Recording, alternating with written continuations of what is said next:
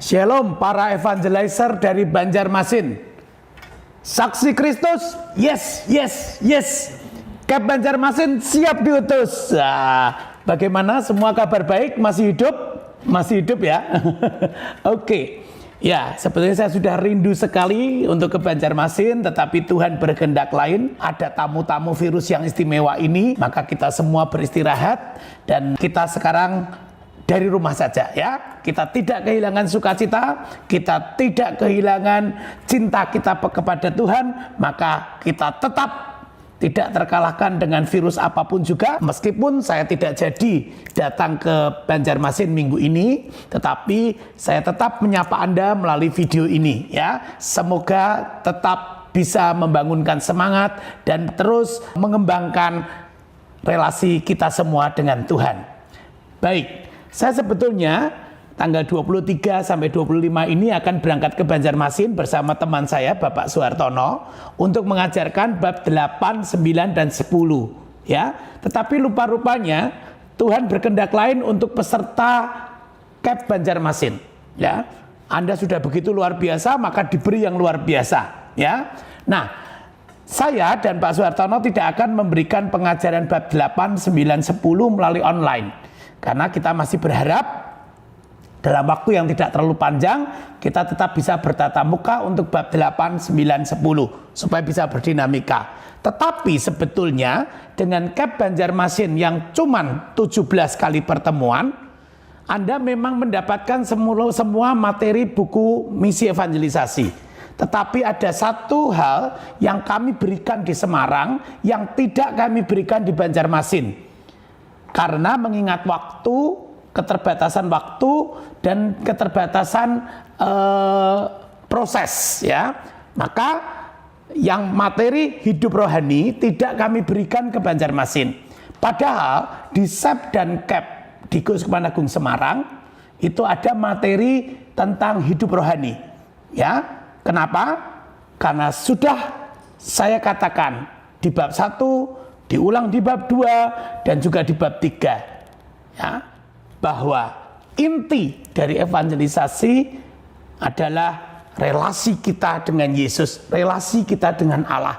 Jadi evangelisasi itu bukan suatu teori, bukan suatu pengetahuan, bukan sekedar keterampilan, tetapi buah dari sebuah relasi yang dekat dengan Yesus sendiri. Nah, materi ini di Semarang meskipun tidak ada di buku misi evangelisasi, tetapi menjadi materi wajib. Untuk di CAP, kami berikan dalam 3 pertemuan dengan jarak masing-masing 2 minggu. Ya. Untuk di SEP, kami berikan dengan 12 kali pertemuan. Nah, materi ini kalau di SEP namanya PSD, kalau di CAP namanya tutorial rohani. Nah, baik. Maka ini suatu hadiah luar biasa dari Tuhan. Meskipun kita harus libur, tetapi justru dalam liburan ini semoga Anda bisa mendapatkan materi ini meskipun akan kami berikan sebisa mungkin melalui video ya, melalui online ya. Nah, kali ini yang kami akan berikan adalah materi tutorial rohani. Bagaimana kita mengembangkan hidup rohani untuk mengembangkan relasi kita dengan Yesus. Nah, materi ini memang bukan saja teori, ya, lain dengan materi buku ME, tapi lebih banyak pada praktek karena relasi itu bukan teori, relasi itu praktek, ya. Maka untuk Anda sangat pas sekali. Ketika Anda harus beristirahat di rumah, ya, ketika Anda dan saya dirumahkan, maka sebetulnya waktu yang sangat baik Anda untuk dapat melatih materi-materi ini sendiri, ya.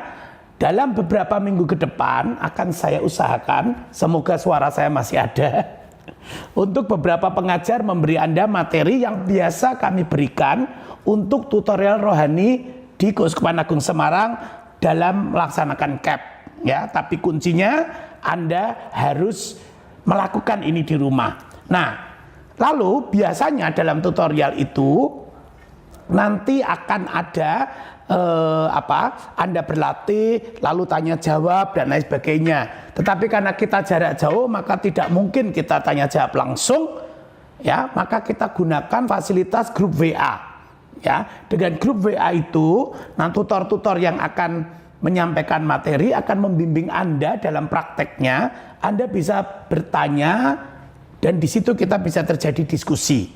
Ya, tentu materi hidup rohani ini sebetulnya sudah dihidupi oleh banyak dari kita, terutama untuk peserta dari KEP Banjarmasin ini banyak juga suster-suster itu sudah pasti sangat mendalami hidup rohani ini. Tetapi di KEP Keuskupan Agung Semarang ini tetap kami berikan. Kenapa? Karena peserta ini masih beragam hidup rohaninya. Ya, ada yang memang sudah cukup mendalam, ya, ada yang memang masih formalitas, ada yang belum mengalami kedalaman hidup rohani itu. Maka materi tutorial rohani ini sangat penting dan sangat bermanfaat untuk semua peserta KEP. Bahkan dari sharing banyak alumni KEP, di kemudian hari justru material tutorial rohani ini yang sangat bermanfaat, ya, karena sifatnya bukan teoritis dan bisa dihidupi setiap hari. Kalau hanya materi misi evangelisasi, Anda hanya dalami ketika Anda ikut KEP saja, ya, setelah itu materi selesai. Tetapi untuk hidup rohani ini materinya terus selama kita masih hidup. Oke, siap? Baik, kita coba manfaatkan hari-hari di rumah kita untuk memperdalam hidup rohani.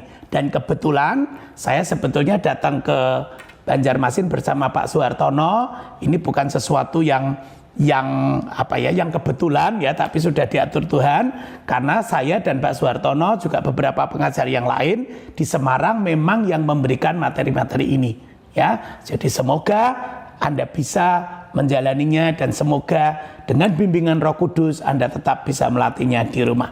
Selamat mencoba. Baik, sebelum Anda memulai proses tutorial hidup rohani ini dan nanti berlatih di rumah sendiri dengan beberapa bab di dalamnya, saya akan memberi pengantar singkat saja, ya. Jadi apa itu hidup rohani dalam Gereja Katolik, ya? Kita tahu bahwa kekristenan, ya, bukanlah sekedar agama, ya. Kekristenan bukan sekedar aturan-aturan atau kewajiban. Kekristenan bukan hanya dalam kitab suci, tetapi kekristenan lebih dari itu semua. Kekristenan adalah pribadi Yesus sendiri, Firman yang menjadi manusia dan tinggal di antara kita, ya. Maka menjadi manusia Kristen yang sejati diawali dengan perjumpaan pribadi dengan pribadi Yesus. Oke. Lalu kita terus bertumbuh, berelasi akrab dengan Yesus dengan bantuan Roh Kudus. Hanya dengan rahmat Roh Kudus, hanya dengan karunia Roh Kudus, kita bisa mengalami perjumpaan pribadi dengan Yesus.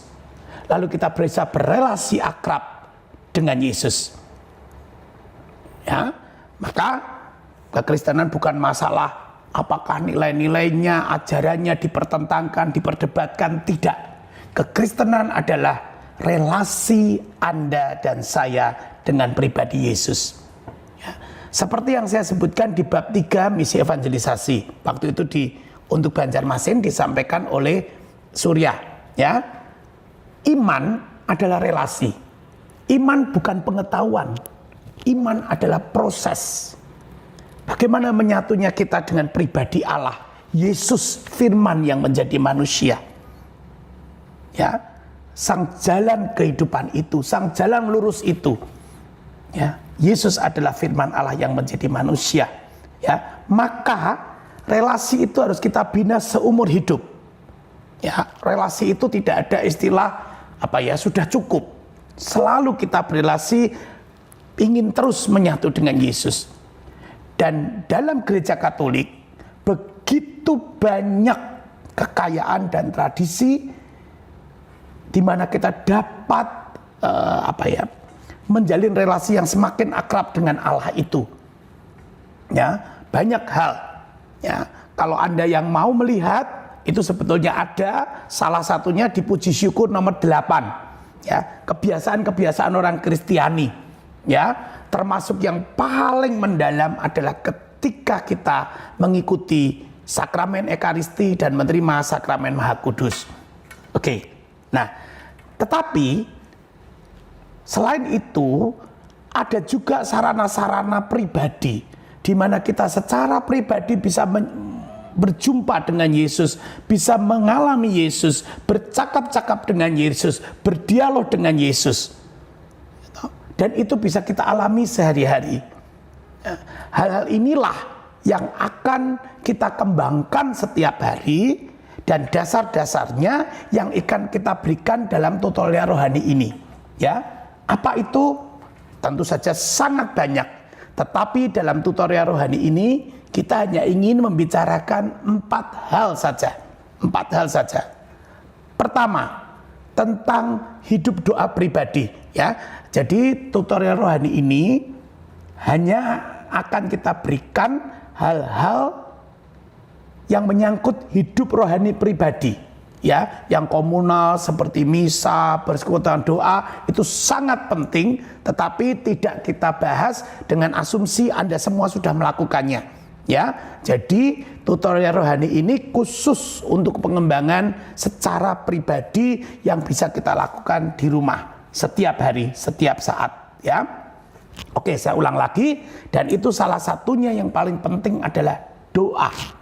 Ya, maka nanti dalam tutorial pertama yang akan diberikan oleh Pak Suhartono, Anda akan diberi masalah pondasi doa.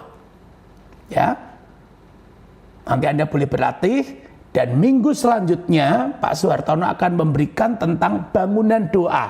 Jadi kalau pondasinya sudah kita bangun, setelah itu pertemuan kedua tentang macam-macam doa, kuasa doa, dan lain sebagainya. Jadi bab pertama adalah tentang doa. Lalu bab kedua yang akan kita berikan dalam tutorial rohani ini adalah bagaimana kita bisa berdoa dengan bantuan kitab suci. Ya, ada Lectio Divina, kontemplasi, meditasi kitab suci. Ya. Lalu ini pun nanti juga ada latihannya, Anda bisa melatih menggunakan banyak tradisi gereja. Tentu tidak bisa kita bahas semua karena gereja kita terlalu kaya dengan tradisi ini. Jadi akan kita berikan 1-2 hal di mana Anda bisa mencobanya. Yang penting makin mencintai kitab suci. Setelah itu yang ketiga yaitu tentang komunitas. Ya, bagaimana sebagai seorang Katolik kita harus berkomunitas, dan yang keempat adalah pelayanan. Jadi 4 hal ini nanti akan dibahas dalam tutorial hidup rohani ini. Maka dalam minggu pertama ini selamat mengikuti tentang doa yang akan disampaikan oleh teman saya Bapak Suhartono. Oke? Laskar Kristus, yes, yes, yes. Kap Banjarmasin siap diutus. Selamat berproses.